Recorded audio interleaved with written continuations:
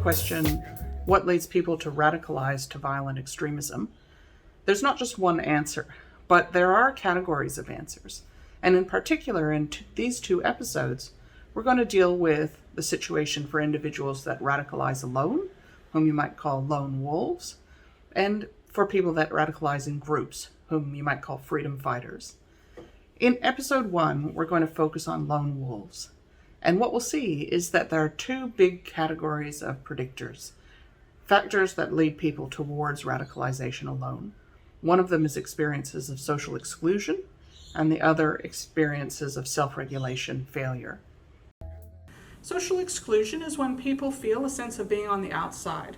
It can come from unemployment, from isolation. It can come from experiences of group-based discrimination. It can even come from things like having a bad relationship with your parents or breaking up with your girlfriend. So these issues of social exclusion create a risk factor for non-normative action.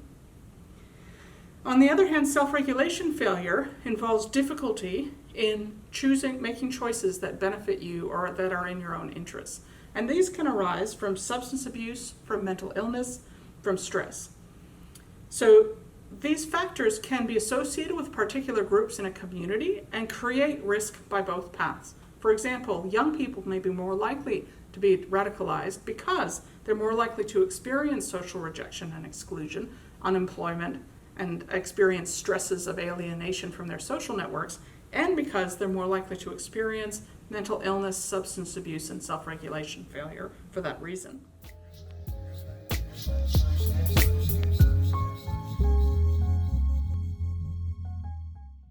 The solutions to non-normative radicalization are to address the problems for both groups. So when we increase group cohesion, we know from psychology that we can do this by stressing similarity and belonging, by creating principles for fair distribution of resources and fair processes that are seen as legitimate in the community, creating inclusive practices like parades and celebrations that bring people together as a community, celebrating shared common identities and affirming them. We're all Australian together in this case, we're all Canadian, and avoiding rejection, which is the initial trigger for that feeling of social exclusion that the young person may be experiencing. On the self-regulation side, we need to address principles of rest and security like housing and employment, reduce stress and defensiveness like anger management, help with substance abuse, address self-regulatory challenges like trauma or workplace bullying, and even physical heat can be a precipitator of mass violence, as some studies of rioting have shown. We sometimes might need to create alternative pathways for sensation and meaning seeking for these non-normative radicals.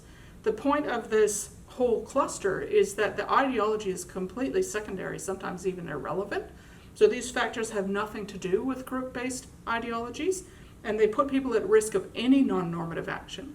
So in one case in Australia, a person became a terrorist ostensibly for ISIS, claiming that he was acting for ISIS, after he had been rejected in an attempt to join a motorcycle gang. So two completely different identities, one of gambling and prostitution and alcohol, the other a so-called religious warrior.